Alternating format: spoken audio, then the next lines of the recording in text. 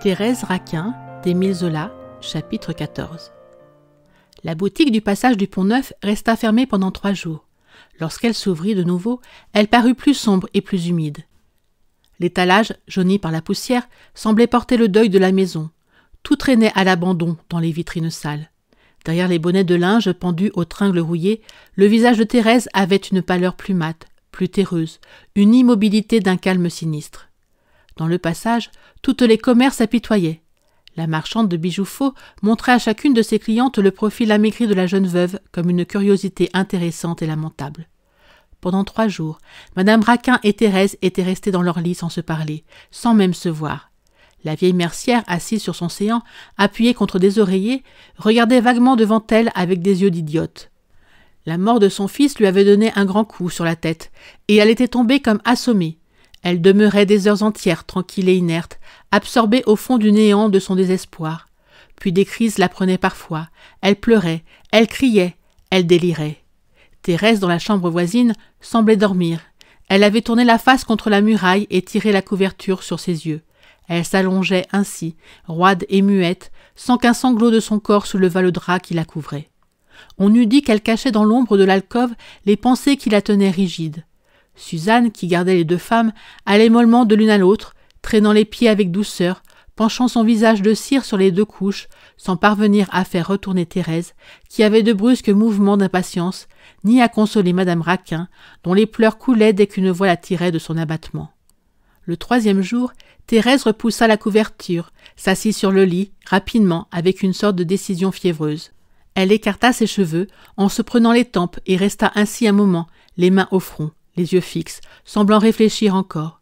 Puis elle sauta sur le tapis, ses membres étaient frissonnants et rouges de fièvre. De larges plaques livides marbraient sa peau qui se plissait par endroits comme vide de chair. Elle était vieillie.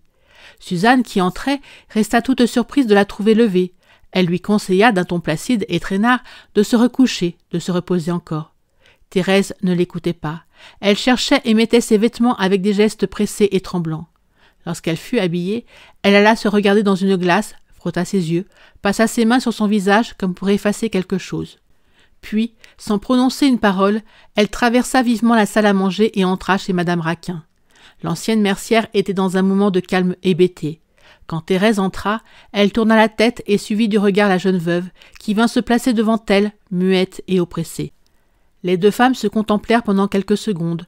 La nièce avec une anxiété qui grandissait, la tante avec des efforts pénibles de mémoire. Se souvenant enfin, Madame Raquin tendit ses bras tremblants et prenant Thérèse par le cou s'écria « Mon pauvre enfant, mon pauvre Camille !» Elle pleurait, et ses larmes séchaient sur la peau brûlante de la veuve qui cachait ses yeux secs dans les plis du drap. Thérèse demeura ainsi courbée, laissant la vieille mère épuiser ses pleurs. Depuis le meurtre, elle redoutait cette première entrevue. Elle était restée couchée pour en retarder le moment, pour réfléchir à l'aise au rôle terrible qu'elle allait jouer. Quand elle vit Madame Raquin plus calme, elle s'agita autour d'elle, elle lui conseilla de se lever, de descendre à la boutique. La vieille mercière était presque tombée en enfance. L'apparition brusque de sa nièce avait amené en elle une crise favorable qui venait de lui rendre la mémoire et la conscience des choses et des êtres qui l'entouraient. Elle remercia Suzanne de ses soins, elle parla, affaiblie, ne délirant plus, pleine d'une tristesse qui l'étouffait par moments. Elle regardait marcher Thérèse avec des larmes soudaines. Alors elle l'appelait auprès d'elle, l'embrassait en sanglotant encore, lui disant en suffoquant qu'elle n'avait plus qu'elle au monde. Le soir, elle consentit à se lever, à essayer de manger. Thérèse put alors voir quel terrible coup avait reçu sa tante. Les jambes de la pauvre vieille s'étaient alourdies. Il lui fallut une canne pour se traîner dans la salle à manger, et là, il lui sembla que les murs vacillaient autour d'elle. Dès le lendemain, elle voulut cependant qu'on ouvrît la boutique. Elle craignait de devenir folle en restant seule dans sa chambre. Elle descendit pesamment l'escalier de bois en posant les 2 pieds sur chaque marche et vint s'asseoir derrière le comptoir. À partir de ce jour, elle y resta clouée dans une douleur sereine. À côté d'elle, Thérèse songeait et attendait. La boutique reprit son calme noir.